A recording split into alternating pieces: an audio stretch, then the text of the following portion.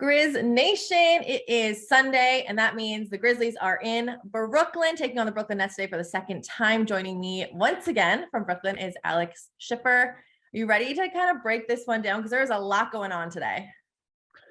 It is 12 o'clock Eastern time, and it's already been a full day. Yeah. Yes. So I'm going to start.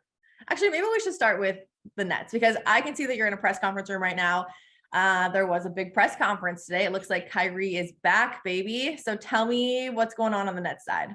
Yeah, Kyrie Irving is back. This is their first home game since a 4-game West Coast trip where they split 2-2, a win against the Clippers and the Blazers. The final one being a tip in by Royce O'Neal to win it, and then 2 losses in between to Sacramento and the Lakers. 2 very disappointing losses given how shorthanded the Lakers were, and you gave up 153 points to the Kings, which is kind of hard to do. Yeah. Okay. So, I mean, that kind of shines a good light for Grizz Nation, though, considering how shorthanded they're going to be today.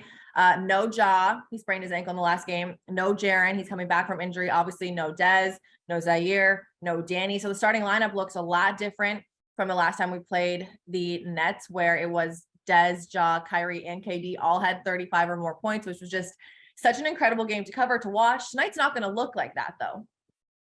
No, as you said, it's going to be very shorthanded. Memphis against the Nets, getting Kyrie back after his 8-game suspension from the promotion of an anti-Semitic documentary. But I'd also argue in the Grizzlies case, I mean, the Grizzlies are really good at playing shorthanded, and the Nets have kind of proven they can make a game with anybody this year. So while the Nets should win in blowout fashion, you never know. And also, you're incorporating Kyrie Irving back to a team that's been very defensively since he went away from them. Jacques Vaughn's now the permanent coach instead of the interim coach. So, how he fits into this group, given that they are into a groove of sorts, is going to be very interesting. I want to get into getting Kyrie back and how these teams match up, but I think maybe we should take just a second. Do you want to just do a quick recap of what you heard from Kyrie today? Because I feel like it just happened, right? Just now. Yeah, he just spoke. Yeah, he just spoke at about 10:45. 11, I would say, he was apologetic in his actions. He essentially said, because he got suspended after 2 tumultuous press conferences where he didn't, outright say he was anti-Semitic and condone the video. He apologized for his actions and essentially said there was a better way to handle it.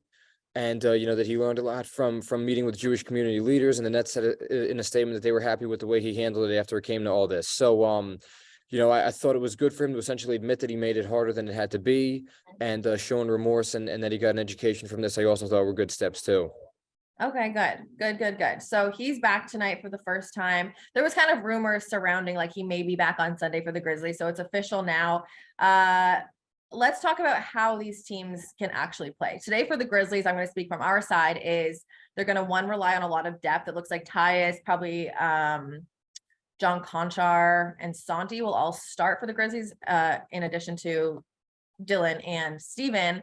One other thing, though, I think you guys have another starter out as well, right? I think Nick Claxton is out tonight for personal reasons. Yes, he had a loss in the family. He should be back with the team on Monday. But to your point on the matchup, the Nets are very short down low. It's a big game for Steven Adams because the Nets, already had only 2 true centers in Day'Ron Sharpe and Nick Claxton. Nick Claxton's out, so I think you're going to see a lot of Ben Simmons at the 5, Day'Ron Sharpe and Markieff Morris, and obviously Steven Adams is a big boy. So I think down low is going to be a huge matchup for the Nets because they're thin there, and obviously Steven's one of the best in the league at what he does.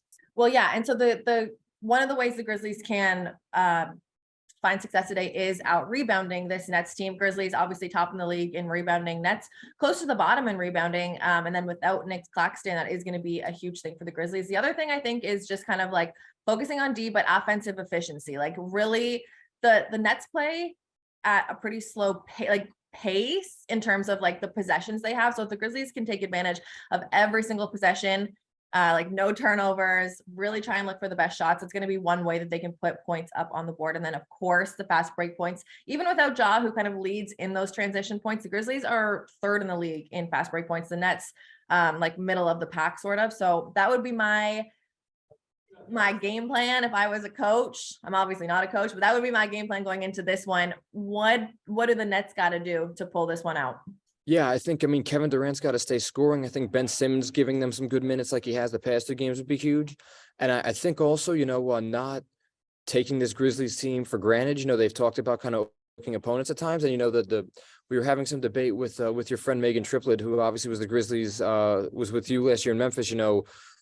It's kind of a take your pick as to where the points are going to come from tonight for Memphis, right? So I mean, you can't really sell out for one guy, particularly on defense, or bank on one guy, forcing one guy to beat you, because they're all going to have to help out. So I think what they do defensively is going to be really interesting, because you don't know where those shots are going to come from, and just because they have one guy get hot doesn't mean it's going to be enough against this team. So how that sorts itself out is going to be very interesting. Yeah, I think this whole thing is going to be pretty interesting. My last question to you has to do with Kyrie Irving. Do you think there's any type of lag in terms of game wise getting him back into chemistry with this Nets team, or you think it's just off the bat?